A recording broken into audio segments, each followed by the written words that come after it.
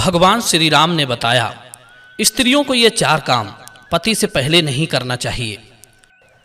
मित्रों, स्त्री को घर की लक्ष्मी माना जाता है।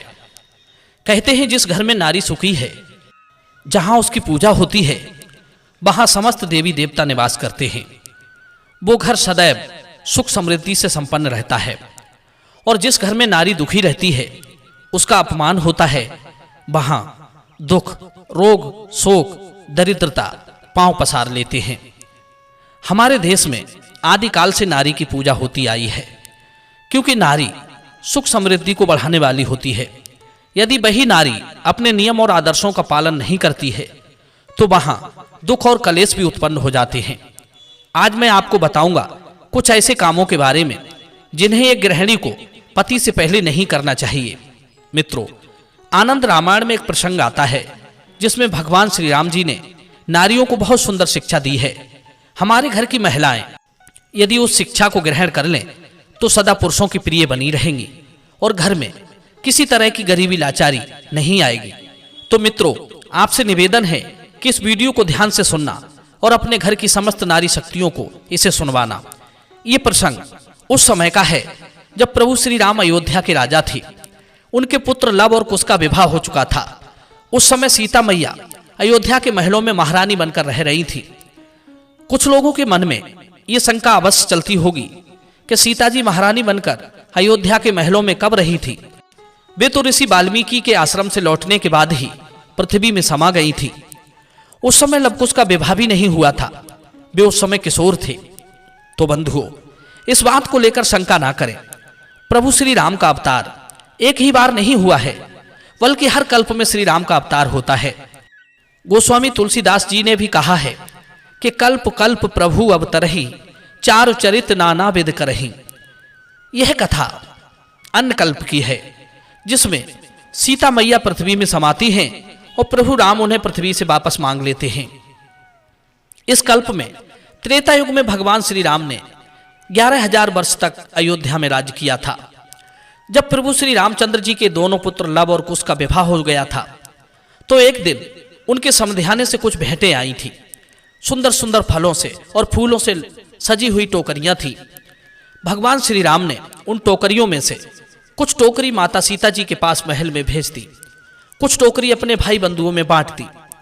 मित्रों, हुआ ये कि सीता मैया के पास जो टोकरी गई थी, उनमें से एक टोकरी को सीता माता खोलकर देखने लगी। उन्होंने देखा कि टोकरी में सुंदर सुंदर कमल के पुष्प रखे हुए थे। माता सीता जी ने उसमें से एक कमल का फूल उठाया और उसे सूंघने लगी। उन्होंने ये नहीं सोचा कि अभी तक इन फूलों की सुगंध मेरे स्वामी ने नहीं ली है, तो मैं कैसे ले लूं। ना उन्होंने उस फूल को श्री रामचंद्र जी को अर्पण किया, उससे पहले ही सूंघने लगी। इसे आप या तो सीता मैया की भूल समझ सकते हो, या फिर जगत को शिक्षा देने के लिए उनकी एक नई लीला। प्रिय बंधुओं, क्योंकि मित्रों, ईश्वर से कभी भूल नहीं बनती। यदि वे कोई भूल दिखा रहे हैं, तो उसका मतलब भी मानव जाति को सचेत करना है। जैसे सीता मैया ने पंचवटी में रावण के मांगने पर भिक्षा लेकर आई, उन्होंने नारी जाति को यह शिक्षा दी कि यदि कोई साधु संत भूखा प्यासा दीनहीन द्वार पर आए तो उसे निराश मत लौटाओ।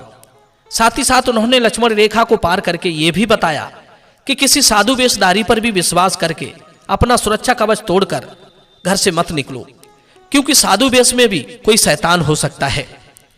वे स्वयं जगदम्बा थी। वे ये जानती थी कि यह साधु नहीं, कोई छलिया है। फिर भी जगत की नारियों को शिक्षा देने के लिए उन्होंने ये लीला रची। प्रिय बंधुओं, जब सीता मैया अपने महल में बैठी कमल को सूंघ रही थी, उस समय अंतर्यामी भगवान श्री राम अपने दरबार में बैठे ये दृश्य देख रहे थे। उन्होंने बार बार इस बात पर विचार किया कि जनक नंदिनी सीता जी की इस कार्य से संसार की नारियों को क्या संदेश जाएगा। मेरे सूंघे बिना ही कमल पुष्प सूंघ लिया। एक शीलवती पतिव्रता स्त्री में ये गुण नहीं होना चाहिए। कोई स्वादिष्ट पकवान या सुंदर पदार्थ यदि पति से पहले खाना ही है, तो पहले पति को अर्पण करके या उससे आज्ञा लेकर ग्रहण कर सकती है। इससे पति के अनादर का दोष नहीं लगेगा। एक स्त्री को पृथ्वी की तरह सहनशील और संतोषी होना चाहिए, क्योंकि सबको खिलाने का काम भी नारी का ही होता है। इसलिए नारी महान है। जो सबके भोजन पानी की चिंता रखती है। कहते हैं जिस घर में स्त्री नहीं होती वहां के लोगों को पेट भर के भोजन का सुख भी प्राप्त नहीं होता। इसीलिए कहते हैं नारी के बिना घर घर नहीं होता। एक नारी ही घर को सजाती है, इसलिए उसे गृहिणी कहा जाता है। आप अपना घर चाहे कितना ही सुंदर बना लो, संगमरमर के पत्थरों से सजा लो, मड़ियों से उसे चमका दो, पर जब तक उस घर में एक स्त्री नहीं होगी तब तक वो रोशन नहीं होगा, उसकी कोई शोभा नहीं होगी। प्रभु राम ने सोचा कि इस समय यदि मैं चुप रह गया तो देवी सीता जी के दिखाए गए इस मार्ग पर चलकर संसार की समस्त नारियां ऐसा ही करने लगेंगी। यही सोचकर वे सीता मैया के पास गए। उन्होंने सीता जी से कुछ भी नहीं कहा, बल्कि हर रोज की तरह तरह तरह के कौतुक करके उन्हें प्रसन्न करने लगे।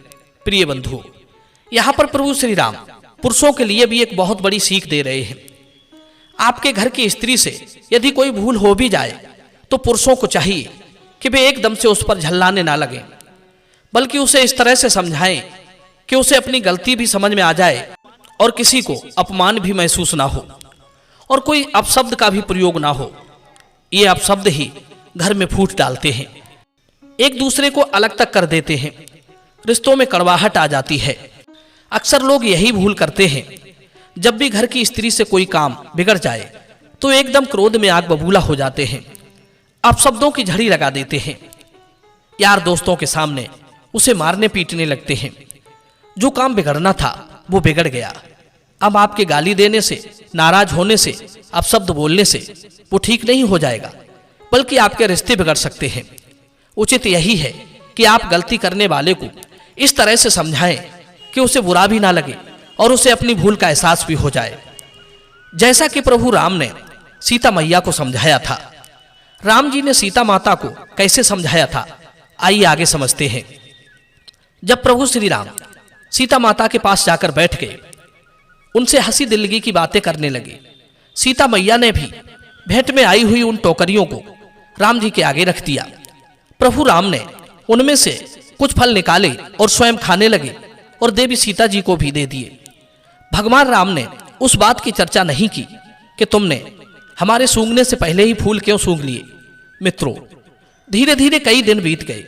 एक दिन सीता मैया ने एकादशी का व्रत किया था और द्वादशी के दिन वे तुलसी के बगीचे में गई।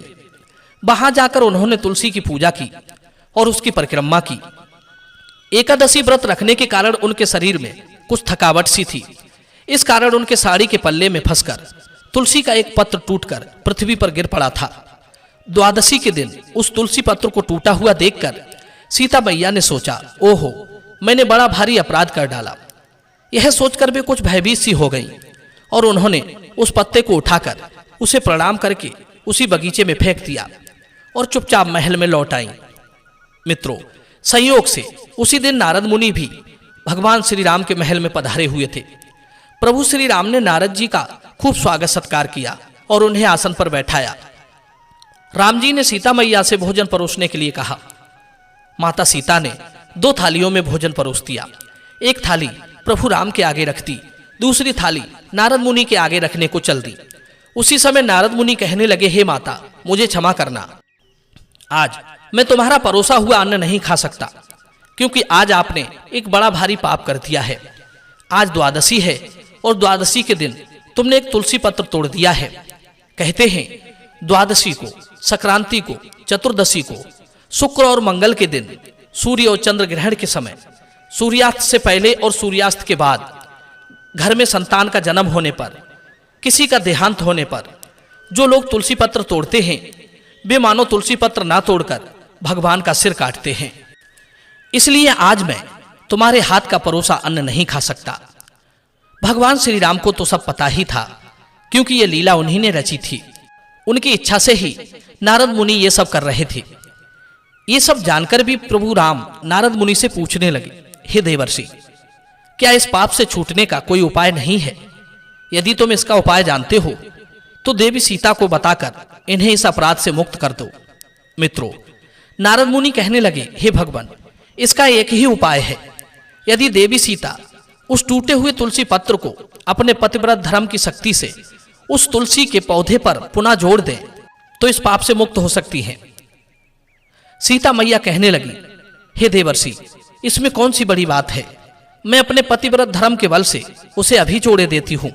मित्रों, इतना कहकर सीता मैया पुनः उस तुलसी के बगीचे में गईं और टूटे हुए तुलसी के पौधे को प्रणाम करती हुई भक्ति पूर्वक उससे कहने लगी, हे तुलसी, यदि मुझ में पतिव्रता का बल हो तो ये टूटा हुआ पत्र फिर तुम्हारे अंग से जुड़ जाए।